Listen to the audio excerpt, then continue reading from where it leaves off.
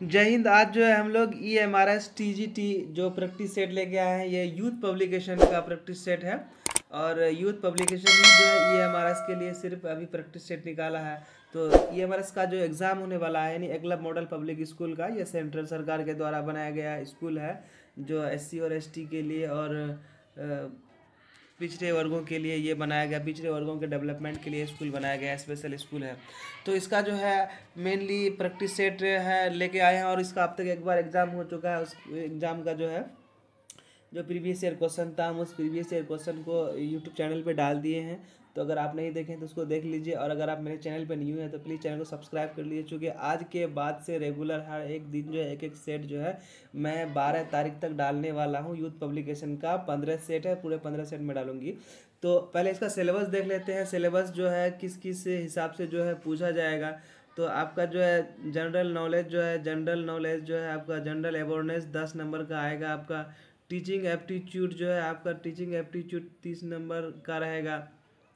ICT computer ICT जो है आपका इसमें जो है 15 नंबर का रहेगा।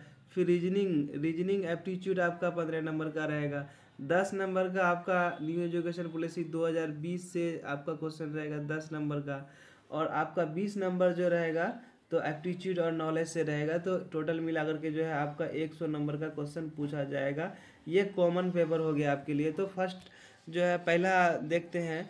पहला जो है क्या, पहला क्वेश्चन देखते हैं। और पहला पार्ट का जो जनरल अवेयरनेस का पार्ट है, जनरल अवेयरनेस में कुछ जो है 10 क्वेश्चन टोटल है इसमें।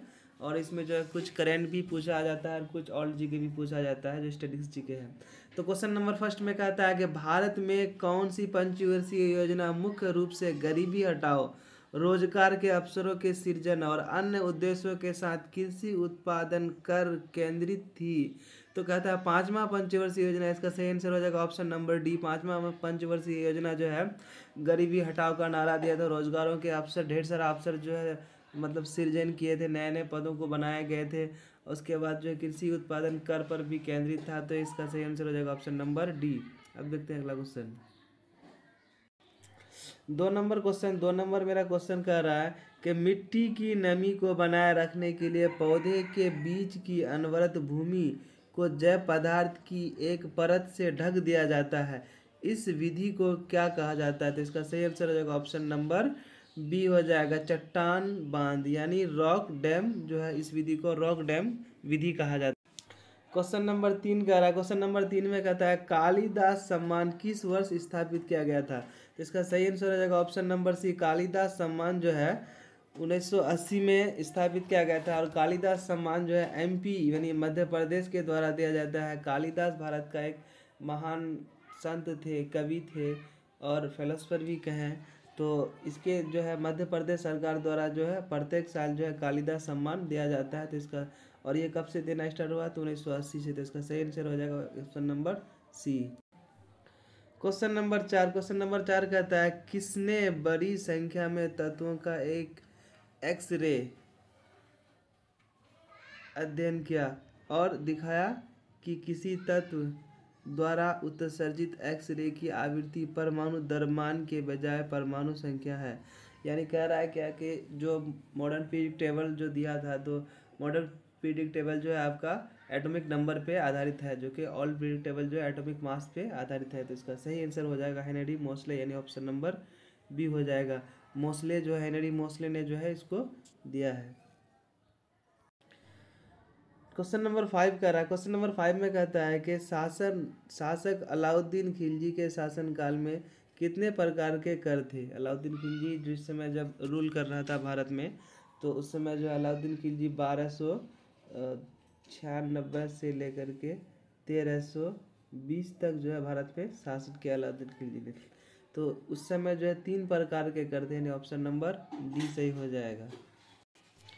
क्वेश्चन नंबर 6 कह रहा है। क्वेश्चन नंबर 6 में कहता है राष्ट्रकूट और चोल राजवंशों के दौरान कुछ महत्वपूर्ण प्रशासनिक पद वंशानुगत बनाए गए थे। नगर श्रेणी पद का क्या अर्थ था? तो इसका सही अर्थ होगा ऑप्शन नंबर ए, शहरी व्यापारी था। ये जो इम्पोर्टेंट है, बहुत इम्पोर्टेंट है। इसका सही अर्थ क्या हो जाएगा? शहरी व्यापारी।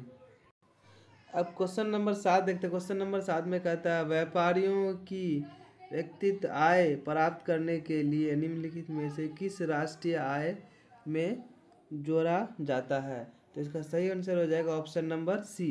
कहता है सरकार और फॉर्म में भुगतान हस्तांतरण, transfer payment from government and fam. Question number 8 कह रहा है, क्वेश्चन नंबर 8 में कहता है संतृप्त हाइड्रोकार्बन के संदर्भ में सही कथन पहचानिए। संतृप्त और संतृप्त मतलब अनसेचुरेटेड हाइड्रोकार्बन के बारे में बोल रहा है कि अनसेचुरेटेड हाइड्रोकार्बन के बारे में बताइए। तो अनसेचुरेटेड हाइड्रोकार्बन के लिए इसका सही आंसर है ऑप्शन नंबर डी। कहता है कार्बन के ऐसे यौगिक जिनके कार्बन परमाणुओं के बीच डबल बॉन्ड या ट्रिपल बॉन्ड उपस्थित होते हैं। अनसेचुरेटेड हाइड्रोकार्बन में कार्बन के बीच जो है डबल या ट्रिपल बॉन्ड होते हैं। जैसे हम लोग अगर इथिलीन लेते हैं तो इसमें ट्रिपल बॉन्ड होगा, और इथीन लेते हैं तो इसमें क्या हो जाएगा, डबल बॉन्ड होगा। और अगर फिर हम लोग जैसे ब्यूटेन लिए तो ब्यूटेन में क्या हो जाए, सिंगल बॉन्ड ही हो जाएगा। तो ये जो पूछा है मेरा, तो इसका सही आंसर हो जाएगा और संतृप्त हाइड्रोकार्बन में क्या आ जाएगा मेरा, इथीन और इथाइन। क्वेश्चन नंबर 9 कहता है कि पादप कोशिकाओं के बारे में निम्नलिखित में से कौन सा का विकल्प जो है सही नहीं है। पादप कोशिकाओं के बारे में पूछा कि कौन सा विकल्प सही नहीं है, तो इसका सही आंसर हो जाएगा ऑप्शन नंबर बी। पादप कोशिका के बारे में क्या सही नहीं है, तो कहता है आमतौर पर सभी पादप कोशिकाओं में क्लोरोप्लास्ट होता है। तो सभी पादप कोशिकाओं में जो क्लोरोप्लास्ट आमतौर पर नहीं होता है।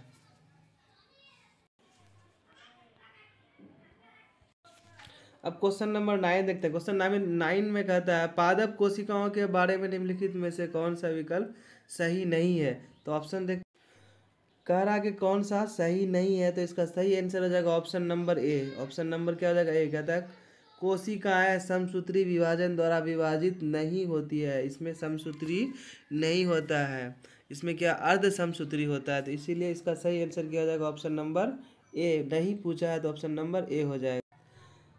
क्वेश्चन नंबर 10 कह रहा है, कहता है कि निम्नलिखित में से किस भारतीय स्वतंत्रता सेनानी ने कहा था खुद को बदलना,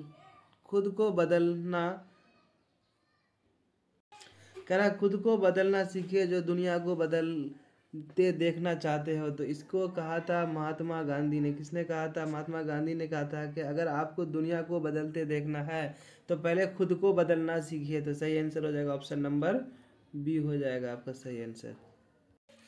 अब आते हैं हम लोग रीजनिंग वाला पार्ट में। रीजनिंग वाला पार्ट में इससे भी जो है आपका जो है 15 क्वेश्चन, इससे 15 क्वेश्चन रहेगा। तो इसका पहला क्वेश्चन कहता है निम्नलिखित विकल्पों में से उस शब्द को चुनिए जिसमें वह संबंध सही है जो नीचे दिए गए शब्द युग्म में है। जैसे भोजन जो है रसोई घर में बनता है, तो अब इसका सही जो आंसर हो जाएगा ऑप्शन नंबर डी हो जाएगा। क्योंकि यहाँ पे गहने जो है सोनार के पास, गहने जो है सोनार के पास बनाए जाते हैं। तो इसका सही आंसर क्या जाएगा ऑप्शन नंबर बी। यहाँ पे जैसे किसान, क्रॉप, ये नहीं हो सकता है।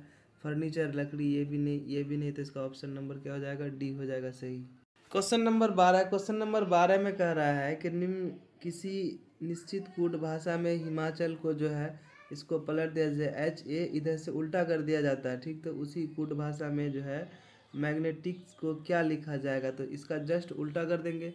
तो इसका जस्ट उल्टा आपका हो जाएगा ऑप्शन नंबर ए, यानी इधर से CIT, इधर से क्या हो जाएगा ऑप्शन नंबर ए हो जाएगा। तो इसका सही आंसर हो जाएगा option number A. Question number 13 देखते हैं। क्वेश्चन नंबर 13 में कह रहा है, क्वेश्चन नंबर 13 जो है ये कह रहा है आपका कि एक निश्चित कूट भाषा में कैथोड को जो है X5GS2W4 के रूप में लिखा जाता है। तो उसी कूट भाषा में उसी तरह का रिलेशन को जो है किस प्रकार से लिखा जाएगा। तो इसका सही आंसर हो जाएगा ऑप्शन नंबर ए, यानी ऑप्शन नंबर ए इसका सही आंसर हो जाएगा। क्वेश्चन नंबर 14, क्वेश्चन नंबर 14 में कह रहा है कि एक कूट भाषा में जो है टेम्पर को OGVTGR लिखा जाता है, ठीक है। इसी कूट भाषा में जो है फ्रेंड को क्या लिखा जाएगा। तो इसका सही आंसर आपका हो जाएगा ऑप्शन नंबर ए, यानी इसको क्या लिखा जाएगा, ITGFGFPG।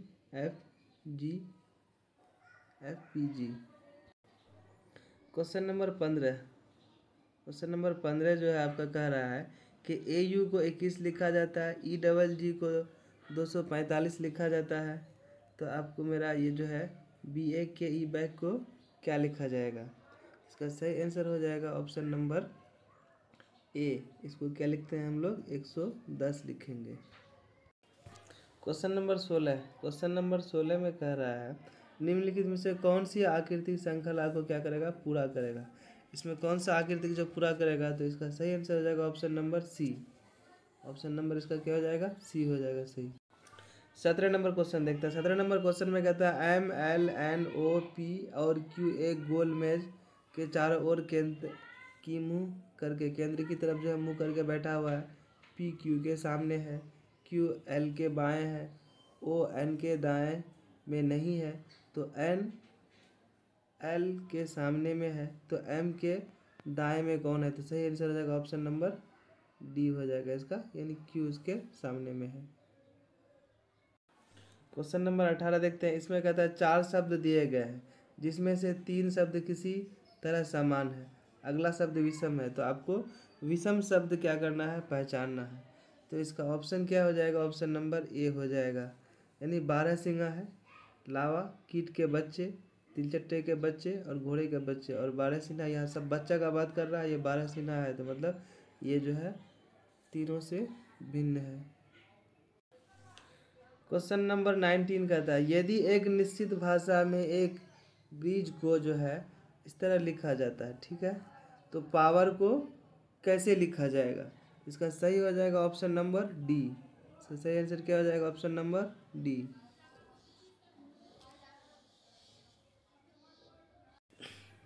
क्वेश्चन नंबर 20 कह रहा है विकल्प का चयन करें। उस विकल्प का चयन करने का था जिसका चौथा पद के साथ वही संबंध है जो पहले और दूसरे के साथ संबंध है।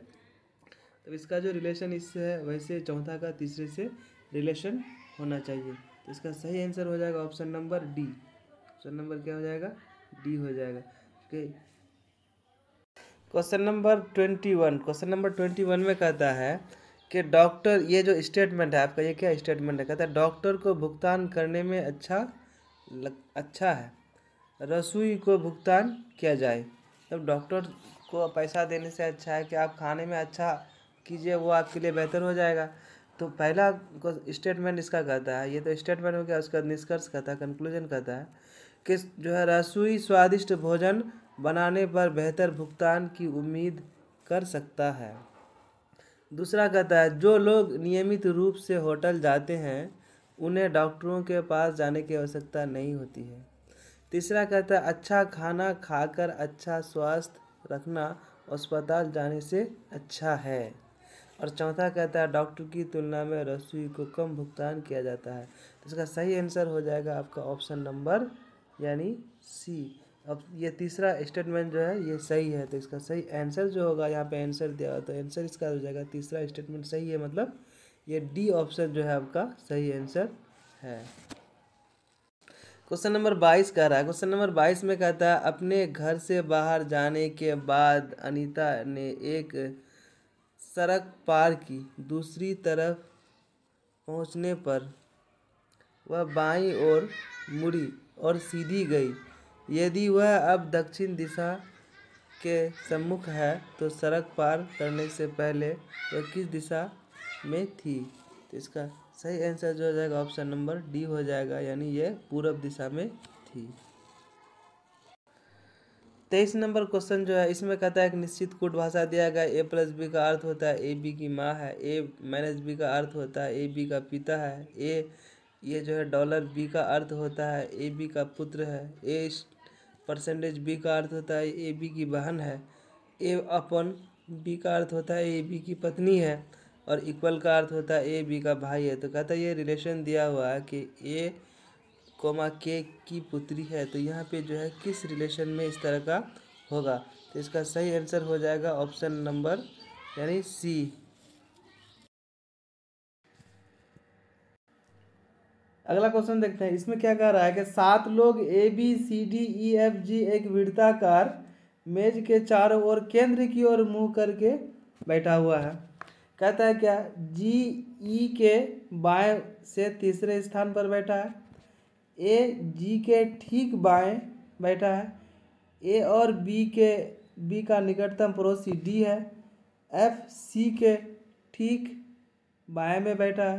तो एफ के दाएं से गिनने पर एफ और डी के बीच में कितने लोग होंगे? तो इसका सही आंसर हो जाएगा ऑप्शन नंबर बी। इसका सही आंसर क्या हो जाएगा? ऑप्शन नंबर बी, यानी 3 लोग बैठे होंगे।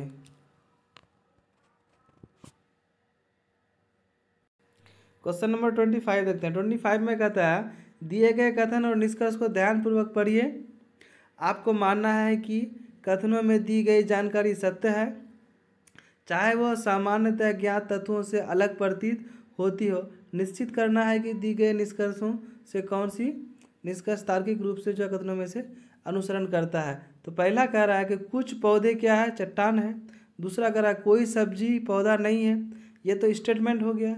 अब इसका कंक्लूजन में कहता है कि कोई सब्जी चट्टान नहीं है और कुछ चट्टानें पौधे हैं। तो इसका सही आंसर हो जाएगा ऑप्शन नंबर सी, केवल दूसरा निष्कर्ष जो है सही है, केवल दूसरा निष्कर्ष ही सही है। तो इसका सही आंसर हो जाएगा ऑप्शन नंबर सी। अब हम लोग आते हैं सेक्शन 3 यानी पार्ट 3 में, कंप्यूटर नॉलेज आईसीटी। आईसीटी क्या है? Computer information communication technology. तो इसमें 26 नंबर क्वेश्चन कहता है कि एक फाइल की सामग्री को दूसरे फाइल में विलय करने के लिए दिया जाने वाला कमांड कौन सा है? तो इसका सही आंसर हो जाएगा ऑप्शन नंबर ए, एपिट्स है। इसका सही आंसर क्या हो जाएगा? ऑप्शन नंबर ए हो जाएगा, एपिट्स। क्वेश्चन नंबर 27 कहता है कि सूचना और प्रौद्योगिकी के संबंध में ASCII का पूरा नाम अंग्रेजी में क्या है? तो इसका सही आंसर हो जाएगा ऑप्शन नंबर बी आपका हो जाएगा, American standard code for information interchange. सही आंसर क्या हो जाएगा? Option number B.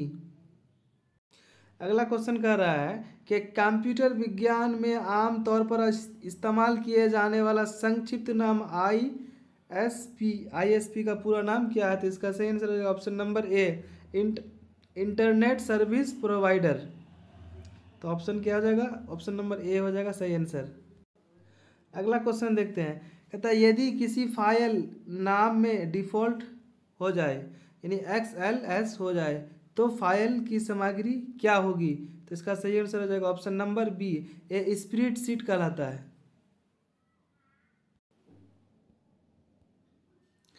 Question number 30 कह रहा है किस HTML टैग का उपयोग टेक्स्ट को बोल्ड बनाने के लिए किया जाता है? तो इसका सही आंसर हो जाएगा ऑप्शन नंबर बी।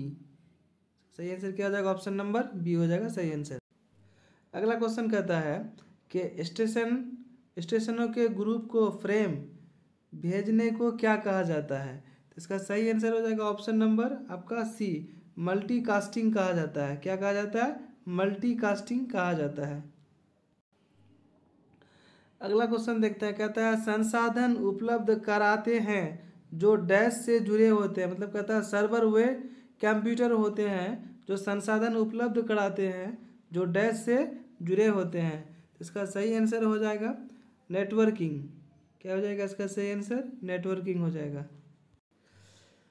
अगला क्वेश्चन देखते हैं। अगला क्वेश्चन क्या कह रहा है? निम्नलिखित में से किस प्रोग्राम सॉफ्टवेयर का उपयोग वर्ड डॉक्यूमेंट बनाने में नहीं किया जाता है? तो इसका सही आंसर हो जाएगा ऑप्शन नंबर बी, यानी एडोब एक्रोबैट रीडर। इसका इस्तेमाल जो है हम लोग वर्ड डॉक्यूमेंट बनाने में नहीं करते हैं।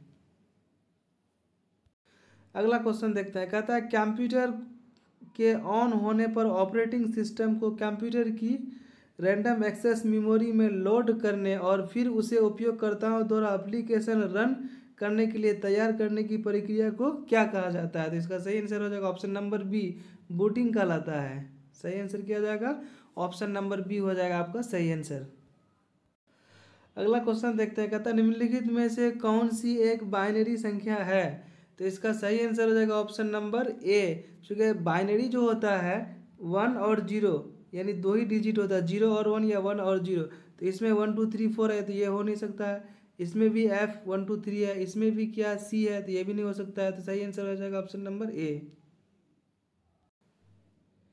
अगला क्वेश्चन देखते हैं।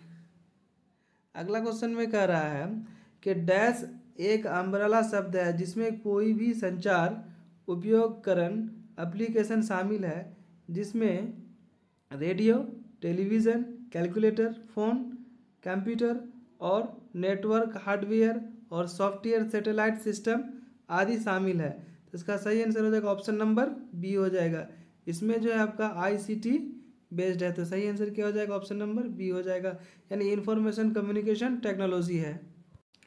अगला क्वेश्चन देखते हैं। इसमें कहता है सूचना एवं संचार प्रौद्योगिकी आईसीटी में शामिल नहीं है, तब इंफॉर्मेशन एंड कम्युनिकेशन टेक्नोलॉजी में डज नॉट इंक्लूड, कौन शामिल नहीं है? तो इसका सही आंसर हो जाएगा आपका option number A, Tesla automotive. ये जो है इसमें इंफॉर्मेशन टेक्नोलॉजी में क्या है, कम्युनिकेशन में शामिल नहीं है। तो सही आंसर क्या हो जाएगा? ऑप्शन नंबर ए हो जाएगा इसका सही आंसर। अगला क्वेश्चन देखते हैं। इसमें कहता है आईसीटी के निम्नलिखित में से कौन सा उपकरण साक्षरता को विकसित करने में मदद नहीं करता है? तो ये जो है वर्ड प्रोसेसिंग ये करता है, वेब सर्चिंग ये भी करता है, वर्ड प्रोसेसिंग भी करता है और ब्लॉग भी करता है, यानी गेमिंग नहीं करता है। तो इसका सही आंसर हो जाएगा ऑप्शन नंबर बी। नहीं पूछा है, क्या पूछा है? नहीं पूछा है, तो इसका सही आंसर क्या हो जाएगा? ऑप्शन नंबर बी हो जाएगा सही आंसर।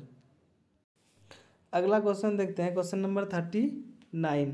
क्वेश्चन नंबर 39 कहता है कि विद्यालय प्रबंधक के समर्थन और अधिगम के रूप में आईसीटी की भूमिका शामिल नहीं है। या क्वेश्चन को देखना है कि कौन शामिल नहीं है। तो इसका सही आंसर हो जाएगा option number C, traditional approach through the medium of ICT. Traditional approach में जो है ये आईसीटी का उपयोग शामिल नहीं है। तो इसका सही आंसर हो जाएगा ऑप्शन नंबर सी।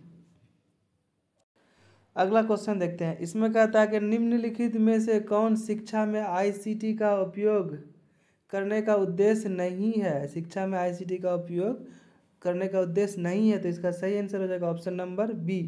तो शिक्षा व्यवस्था में पारदर्शिता छिपाना, शिक्षा व्यवस्था में आपको पारदर्शिता छिपाना नहीं है। अगर पारदर्शिता छिपाते हैं तो ये जो है आईसीटी का उपयोग में शामिल नहीं है, इसका उद्देश्य में नहीं है। तो सही आंसर क्या हो जाएगा? ऑप्शन नंबर बी हो जाएगा आपका सही आंसर।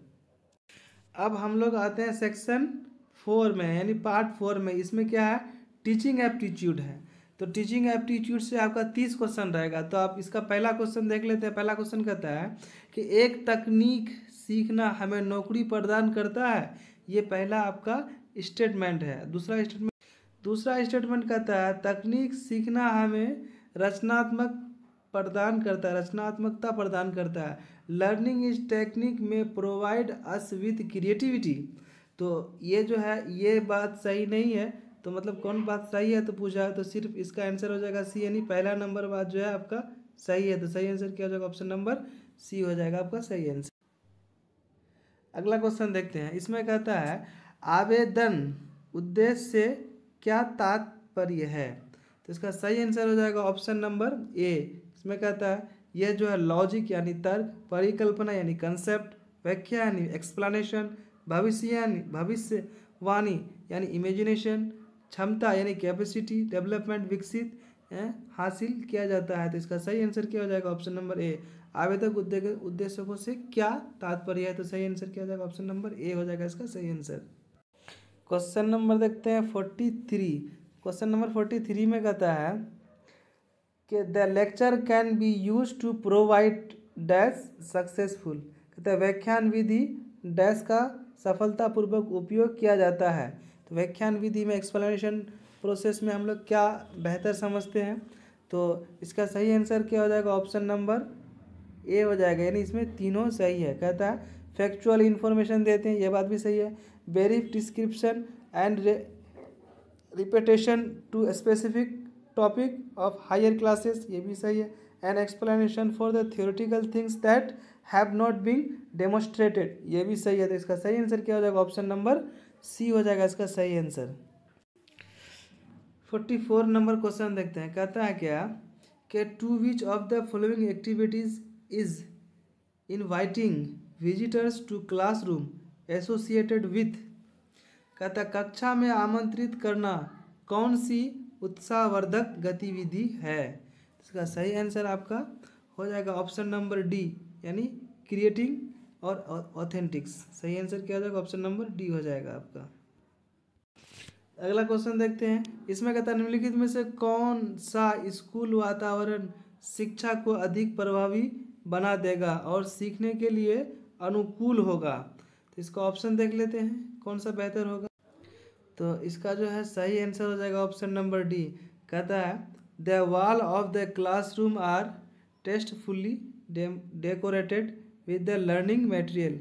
कहता कक्षा की दीवारों को आकर्षक ढंग से शिक्षण सामग्री से सजाया जाना। तो इसका सही आंसर हो जाएगा ऑप्शन नंबर डी हो जाएगा आपका सही।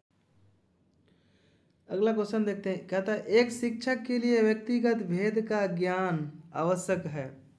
व्यक्तिगत भेद का ज्ञान आवश्यक है। तो इसका सही आंसर रहेगा ऑप्शन नंबर ए। कहता है वर्ग के अच्छे संचालन के लिए किसी एक अच्छा टीचर का यह नॉलेज होता है कि क्लास को बहुत बेहतर तरीके से वो उसको डील करे। तो सही आंसर क्या हो जाएगा ऑप्शन नंबर ए हो जाएगा आपका सही आंसर।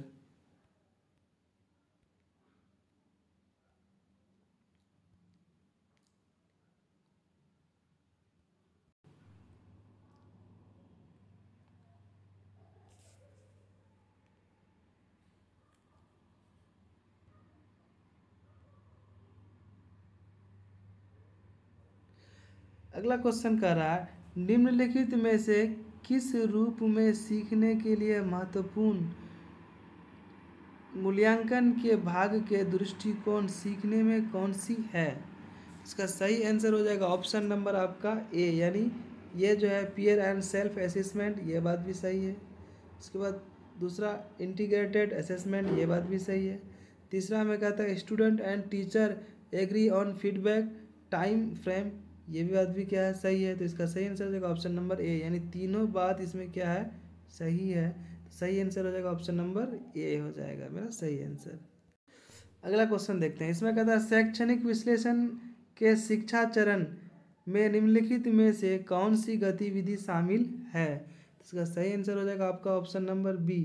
कहता है कि इच्छित सीखने की परिणामों की उपलब्धि के लिए जांच करने के लिए उपकरण का निर्धारण, यह बात सही है और आंसर हो जाएगा ऑप्शन नंबर बी। अगला क्वेश्चन देखते हैं क्वेश्चन नंबर 50। कहता है पोर्टफोलियो सतत एवं व्यापक मूल्यांकन का एक महत्वपूर्ण माध्यम है क्योंकि वह, तो इसका आंसर हो जाएगा आपका ऑप्शन नंबर डी, विद्यार्थियों में कौशल के विकास को इंगित करता है। सही आंसर क्या हो जाएगा ऑप्शन नंबर डी है।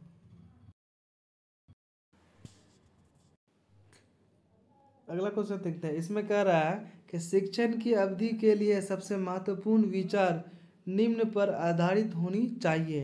इसका सही आंसर हो जाएगा option number D, nature of the subject. इस पर जो है मेनली आधारित होनी चाहिए, सब्जेक्ट का नेचर क्या है इस पर आधारित होनी चाहिए। तो सही आंसर हो जाएगा ऑप्शन नंबर डी है आपका। अगला क्वेश्चन कह रहा है कि माइक्रो टीचिंग, कहता है what is the time during of micro teaching cycle. Micro teaching जो है सूक्ष्म शिक्षण चक्र की समय अवधि कितनी है। तो इसका सही आंसर हो जाएगा ऑप्शन नंबर डी, यानी 36 मिनट जो है माइक्रो टीचिंग का समय अवधि है, ड्यूरिंग है। तो सही आंसर हो जाएगा ऑप्शन नंबर डी। अगला क्वेश्चन कह रहा है कि aspect of Bloom taxonomy does not include. कहता ब्लूम टैक्सोनॉमी के वर्गीकरण, ब्लूम के वर्गीकरण के 3 पहलुओं में, स्टेप्स में शामिल नहीं है। तो ये जो है आपका सही आंसर हो जाएगा प्रोक्सिमो डिस्टल, ये शामिल नहीं है। इफेक्टिव डोमेन, ये इसका जो है ब्रॉड डोमेन है। कॉग्निटिव डोमेन ब्रॉड डोमेन है और साइकोमोटर डोमेन, ये जो है 3 इसका मेन ब्रॉड डोमेन है। फिर एक एक का फिर सब डोमेन अलग है, जैसे इफेक्टिव का 5 अलग है, फिर कॉग्निटिव का 6 डोमेन अलग है। तो ये इसका सही आंसर हो जाएगा ऑप्शन नंबर ए, यानी प्रोक्सिमो एस्पेक्ट, ये जो है इसमें ब्लूम टैक्सोनॉमी में शामिल नहीं है। अगला क्वेश्चन देखते हैं 54 नंबर क्वेश्चन। 54 नंबर क्वेश्चन कह रहा है कि यदि छात्र अध्ययन में रुचि नहीं ले रहे हैं तो अध्यापक को क्या करना चाहिए। अगर छात्र स्टडी करने में रुचि नहीं ले रहे हैं तो आप एक अध्यापक हैं, आपको क्या करना चाहिए। तो इसका सही आंसर हो जाएगा आपका ऑप्शन नंबर डी का, क्या करना है आपको, विद्यार्थी द्वारा रुचि ना लेने के कारण उस पर विचार करना और विचार के बाद उसका उपचार करना। तो सही आंसर क्या हो जाएगा ऑप्शन नंबर डी हो जाएगा आपका सही आंसर। अगला क्वेश्चन कह रहा है यदि कोई विद्यार्थी आपकी कक्षा में अनोखी पोशाक पहनकर आता है तो आप क्या करेंगे। अगर एक यूनिक पोशाक पहन के आ जाता है, क्लास का जो स्कूल का ड्रेस है वो पहन के नहीं आता है, तो आप क्या करेंगे? तो इसका सही आंसर हो जाएगा ऑप्शन नंबर सी हो जाएगा आपका सही आंसर। कहता है आप उसे ऐसे पोशाक के स्थान पर स्कूल का यूनिफॉर्म पहनकर आने की सलाह देंगे। तो सही आंसर क्या हो जाएगा? ऑप्शन नंबर सी हो जाएगा आपका सही आंसर। अगला क्वेश्चन कर रहा है, कक्षा में मानवीय वातावरण तैयार करने का तात्पर्य क्या है, मकसद क्या है? इसका सही आंसर हो जाएगा ऑप्शन नंबर डी, छात्रों के साथ मानवीय संबंधों की स्थापना करना। मतलब छात्रों के साथ इस तरह से जुड़े रहना जो छात्र को ऐसा फील ही ना हो कि ये जो है मेरा अपना नहीं है, मतलब अपनापन उसको फील होना है। तो सही आंसर क्या हो जाएगा? ऑप्शन नंबर आपका हो जाएगा डी सही आंसर। अगला क्वेश्चन देखते हैं। अगला क्वेश्चन कहता है शिक्षार्थी केंद्रित उपागम में यानी टीचर स्टूडेंट सेंटर्ड मेथड में शिक्षक की क्या भूमिका होती है? तो शिक्षक की क्या इसमें भूमिका होगी? तो कहता है क्या, शिक्षक को कक्षा के अंदर और बाहर शिक्षार्थियों के व्यवहार और गतिविधि पर नज़र रखनी चाहिए। ये बात सही है। अगला कह रहा है, शिक्षक को हमेशा विद्यार्थियों की मदद करने के अवसरों की तलाश करनी चाहिए जब वो सीखने के लिए लगे हुए हैं। तो ये बात भी क्या है? सही है। तो इसका सही आंसर हो जाएगा ऑप्शन नंबर सी, यानी दोनों स्टेटमेंट क्या है इसका सही है। तो इसका आंसर क्या हो जाएगा? ऑप्शन नंबर सी हो जाएगा सही आंसर। अगला क्वेश्चन देखते हैं। इसमें कहता है स्वच्छ भारत अभियान के प्रति विद्यार्थियों को संवेदनशील बनाने के लिए एक शिक्षक निम्नलिखित में से कौन सा तरीका अपनाएगा? वो मतलब अब स्वच्छ भारत को मतलब दिखाना है, बच्चों को समझाना है, तो आप कौन सा तरीका अपनाएंगे? तो इसका सबसे सही जो आंसर होगा ऑप्शन नंबर हो जाएगा डी। ऑप्शन नंबर क्या हो जाएगा? डी। सही आंसर क्या हो जाएगा? ऑप्शन नंबर डी हो जाएगा क्लीननेस ऑफ क्लासरूम। अगर आपका क्लासरूम बहुत क्लीननेस है तो मतलब आप ये दिखाना है कि नहीं, हम जो है स्वच्छ भारत अभियान के तहत भारत को स्वच्छ रखने का एक प्रयास कर रहे हैं, प्रयत्न कर रहे हैं। तो सही आंसर क्या हो जाएगा? ऑप्शन नंबर डी हो जाएगा आपका सही आंसर। अगला क्वेश्चन देखते हैं। कहता है यदि कोई छात्र अच्छा प्रदर्शन नहीं कर रहा है तो वह शिक्षक को क्या करना चाहिए? अगर कोई छात्र अच्छा प्रदर्शन नहीं कर पा रहा है तो आप एक शिक्षक होने के नाते उस छात्र के प्रति क्या करना चाहिए आपको? तो आपको जो है काउंसलिंग परामर्श देना चाहिए कि आपको जो है ये काम छोड़ना है और ये काम आपको करना है। तो सही आंसर क्या हो जाएगा? ऑप्शन नंबर सी हो जाएगा आपका सही आंसर। अगला क्वेश्चन कहता है निम्नलिखित में से किससे अधिगम पूरी तरह प्रभावित हो सकता है? लर्निंग जो है पूरी तरह से किससे प्रभावित हो सकता है? तो इसको ऑप्शन देख लेते हैं। क्वेश्चन कहा था कि लर्निंग जो है पूरी तरह से किससे प्रभावित होता है? तो इसका सही आंसर हो जाएगा ऑप्शन नंबर बी, मतलब आपका जो है बैड सोशल सर्किल। अगर आपका समाज बेहतर नहीं है तो आप अच्छा लर्निंग नहीं कर सकते हैं, आप बुरा ही बन जाएंगे। तो इसका सही आंसर हो जाएगा ऑप्शन नंबर बी। अगला क्वेश्चन देखते हैं। इसमें कहता है डैश संस्कृतियाँ मतलब कल्चरल एंड समाज सोशल के भीतर बड़े पैमाने के बल है जो विचारों थॉट्स भावनाओं इमोशंस और व्यवहार बिहेवियर को प्रभावित करता है। मतलब कल्चर और सोशल के बीच बड़े पैमाने में जो बल है वो जो है विचार भावना और व्यवहार को प्रभावित करता है। इसका सही आंसर क्या हो जाएगा? Option number B socio cultural factor यानी सामाजिक सांस्कृतिक कारक। इसका सही आंसर क्या हो जाएगा? ऑप्शन नंबर बी हो जाएगा इसका सही आंसर।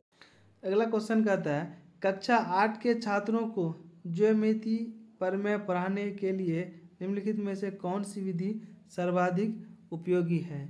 इसका सही आंसर हो जाएगा option number B analytic synthetic method. अगर आप ज्योमेट्री पढ़ाते हैं तो एनालिटिक सिंथेटिक मेथड से अगर बच्चों को पढ़ाते हैं तो ये ज़्यादा बेटर होगा। तो सही आंसर हो जाएगा ऑप्शन नंबर बी। अगला क्वेश्चन कह रहा है एक वृत्त की अवधारणा कंसेप्ट यानी किसी सर्कल को पढ़ा रहे हैं उसका कंसेप्ट को पढ़ाते समय निम्नलिखित में से कौन सा उत्तम तरीका होगा? अगर आप किसी क्लास में जो है सर्कल पढ़ाते हैं तो उसका कंसेप्ट सबसे बेहतर क्या होगा जो बच्चे आसानी से समझ सकता है? इसका सही आंसर हो जाएगा ऑप्शन नंबर डी विभिन्न प्रकार के वृत्तों की चित्र दर्शाना प्रदर्शित करना। बच्चों को दिखाइए कि ये सर्किल इस तरह का इस तरह का इस तरह का है। तो ये जो है सही आंसर हो जाएगा ऑप्शन नंबर आपका डी। अगला क्वेश्चन देखते हैं। कहता है कि विद्यार्थियों में गृह कार्य होमवर्क के प्रति अभिरुचि यानी इंटरेस्ट उत्पन्न करने के लिए कौन सा आप कार्य देंगे जो बच्चों को ज़्यादा इंटरेस्ट हो। तो कहता है ओनली फ्रॉम द बुक, यानी बुक से अगर आप देंगे तो बच्चे बुक को पढ़ेंगे और इससे जो है ज़्यादा वो इंटरेस्टेड होंगे और क्वेश्चन को सॉल्व करेंगे। तो सही आंसर हो जाएगा आपका ऑप्शन नंबर ए। अगला क्वेश्चन कहता है परियोजना पद्धति की किस अवस्था में परियोजना के लिए स्रोतों और उपकरणों की पहचान दर्ज की जाती है। तो एक्टिविटी स्टेज, सही आंसर क्या हो जाएगा इसका option number A. Activity stage जो है गतिविधि चरण, इसका सही आंसर हो जाएगा। अगला क्वेश्चन देखते हैं। इसमें कहता है सोमा अपनी कक्षा में एक्टिविटी के बारे में पढ़ना चाहती है, ठीक। इसके लिए शिक्षण के सबसे उपयुक्त तरीके का चयन करना है आपको कि वो जो एक्टिविटी के बारे में पढ़ना चाहती है तो सबसे बेहतर तरीका आपका क्या होगा, कैसे बच्चा सबसे अधिक सीखेगा। तो इसका सही आंसर हो जाएगा ऑप्शन नंबर डी। यानी कहता था कहा कि एसेसिंग फील्ड वर्क, आप फील्ड वर्क में बच्चों को लेके जाइए, बच्चा देखेगा वहाँ पे, चूँकि वहाँ पे 5 सेंस ऑर्गन का इस्तेमाल होगा, बच्चा देखेगा, काम करेगा, उस पर करेगा तो वो बेहतर सीख सकता है। तो इसका सही आंसर हो जाएगा ऑप्शन नंबर डी। अगला क्वेश्चन देखते हैं। कहता निम्नलिखित में से क्या अधिगम के लिए आकलन की एक विशेषता नहीं है। यहाँ पे क्वेश्चन पूछा है नहीं है, तो इसका सही आंसर हो जाएगा ऑप्शन नंबर बी। कहता है यह छात्रों की गलती ना करने की आशा करता है। छात्र हो गलती ना हो, कोई भी इंसान से एरर होता ही है, तो ये जो है सही आंसर हो जाएगा ऑप्शन नंबर आपका बी। अगला क्वेश्चन देखते हैं। कहता निम्नलिखित में से क्या मूल्यांकन के एक अच्छे उपकरण की विशेषता नहीं है। इसका सही आंसर हो जाएगा ऑप्शन नंबर बी। सही आंसर क्या हो जाएगा ऑप्शन नंबर बी, तो है इनकम्प्रीहेंसिबिलिटी। अगला क्वेश्चन कह रहा है निम्नलिखित में से कौन सा संरचनावाद में नियोजित मूल्यांकन रणनीति नहीं है। तो कहता है इसका सही आंसर हो जाएगा ऑप्शन नंबर सी, यानी यूनिट टेस्ट।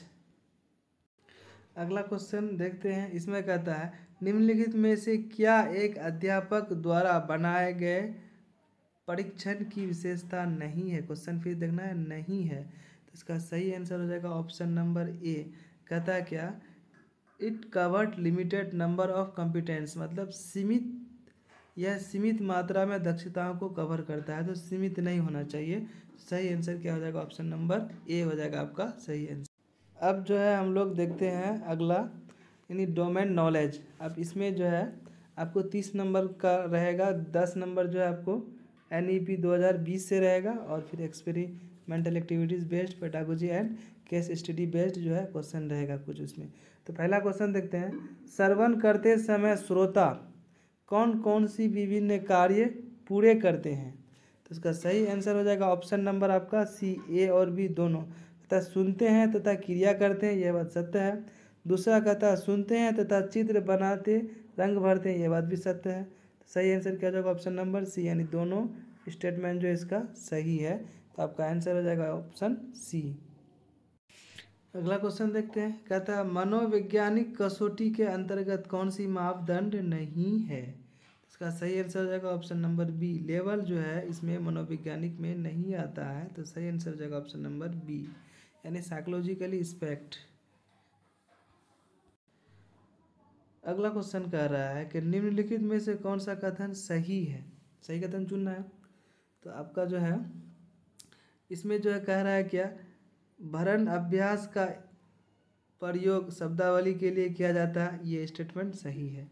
दूसरा स्टेटमेंट कहता है कि फिल इन अभ्यासों को भाषा के अधिक सक्रिय उत्पादन की आवश्यकता नहीं होती है, ये बात भी क्या है मेरा सत्य है। तो इसका सही आंसर हो जाएगा ऑप्शन नंबर डी, यानी दोनों कथन क्या है सत्य है। अगला क्वेश्चन देख रहे हैं। कहता है निम्नलिखित में से किसको भारत में बहुभाषावाद की सकारात्मक विशेषता के रूप में जाना जाता है। तो पहला स्टेटमेंट देखते हैं। यह भारतीय समुदायों में अनेक भाषाओं की स्वीकृति को प्रोत्साहित करती है। दूसरा स्टेटमेंट देखते हैं। बहुभाषावाद एक व्यक्ति को केवल हिंदी की ओर प्रभावित करता है।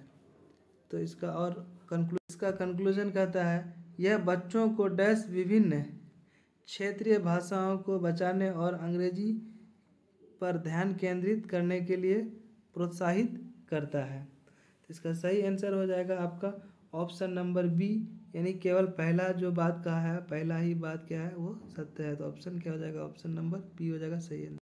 अगला क्वेश्चन देखते हैं, कहता है लेखन विधि में वाक्य स्तर पर लेखन डैश के अंतर्गत क्या आता है। तो इसका सही आंसर हो जाएगा ऑप्शन नंबर सी हो जाएगा, चार्ट या ग्रिड में जानकारी लिखना। दूसरा, ये पहला सही है। दूसरा कहता है क्या, ये भी सही है, व्यवस्थित वाक्यों को सही ढंग से फिर से लिखना। तो इसका सही आंसर हो जाएगा ऑप्शन नंबर सी, दोनों स्टेटमेंट इसका सही है। अगला क्वेश्चन कहता है संवादात्मक अध्यापन के सिद्धांत, संचार और संस्कृति परस्पर संबंध है, सिद्धांत से आप क्या समझते हैं। तो सही आंसर हो जाएगा ऑप्शन नंबर ए, भाषा अधिग्रहण के लिए कक्षा का अनुभव सांस्कृतिक इनपुट में समृद्ध होना चाहिए।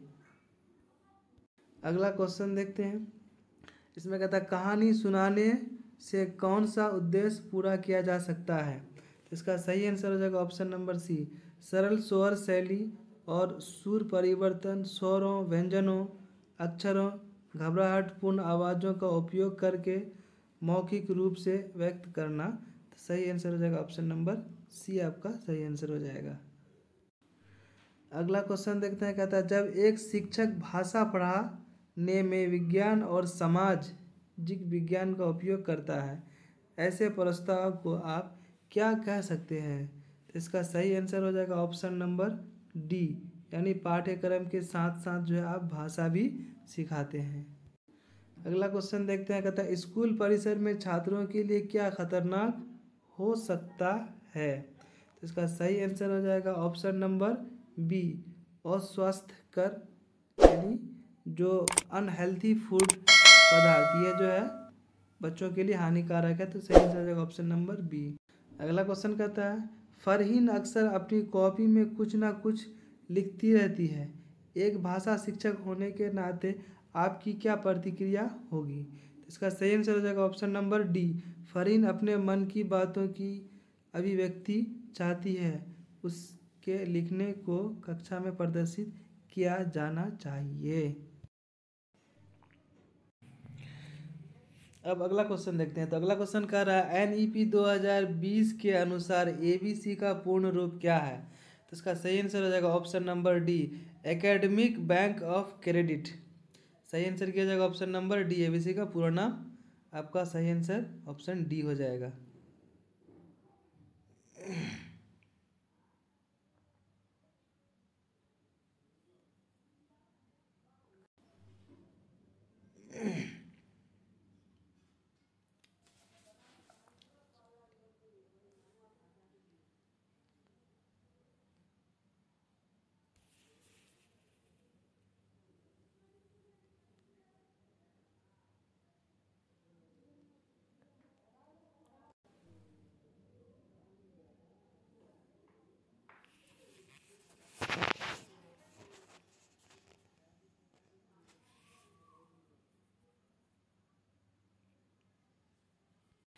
अगला क्वेश्चन देखते हैं। अगला क्वेश्चन क्या कह रहा है कि according to NEP 2020 for grade, यानी 1 से लेकर 6 तक, कहता है NEP 2020 के अनुसार ग्रेड 6 से 8 तक के लिए एक अभ्यास आधारित पाठ्यक्रम NCERT द्वारा उचित रूप से डिजाइन किया जाएगा। अभ्यास आधारित पाठ्यक्रम का क्या नाम होगा। इसका सही आंसर हो जाएगा ऑप्शन नंबर सी, NEFSE। सही आंसर क्या जाएगा ऑप्शन नंबर सी हो जाएगा सही आंसर।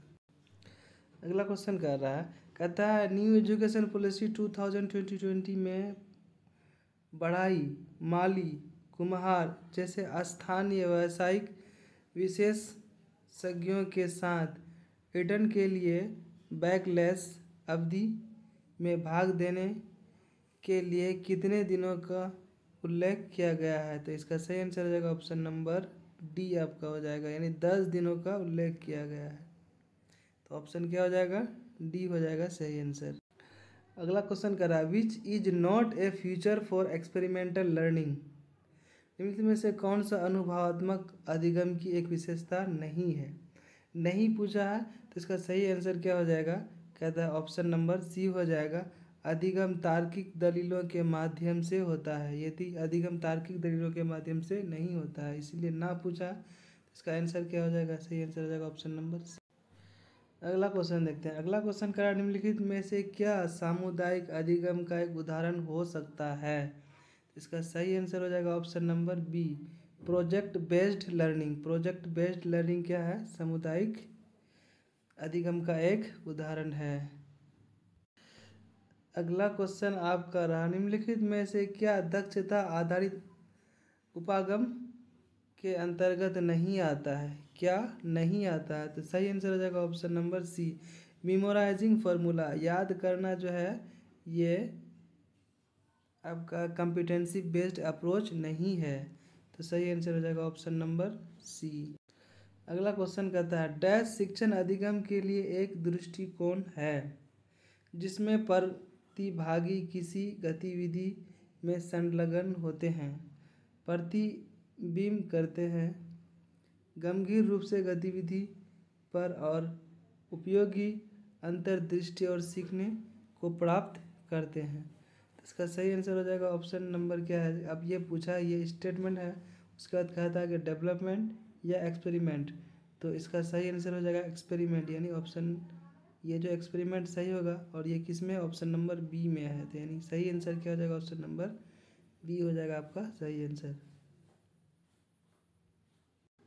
अगला क्वेश्चन देखते हैं। कहता है, किसने कहा एक परियोजना एक सामाजिक वातावरण में आगे बढ़ने वाली एक महत्वपूर्ण उद्देश्यपूर्ण गतिविधि है। इसका सही आंसर हो जाएगा option number D, William heart Kilpatrick. William heart Kilpatrick ने कहा था कि परियोजना एक सामाजिक वातावरण में आगे बढ़ने वाली एक महत्वपूर्ण उद्देश्यपूर्ण गतिविधि है। अगला क्वेश्चन कहता है, विवेचनात्मक शिक्षा शास्त्र का एक दृश्य विश्वास है। इसका सही आंसर हो जाएगा ऑप्शन नंबर बी, शिक्षार्थियों के अनुभव और प्रशिक्षण महत्वपूर्ण होते हैं। सही आंसर क्या हो जाएगा, ऑप्शन नंबर बी आपका सही आंसर हो जाएगा। अगला क्वेश्चन कहता है, बागवानी वाली निम्नलिखित में से कौन सा उद्देश्य पूरा किया जा सकता है।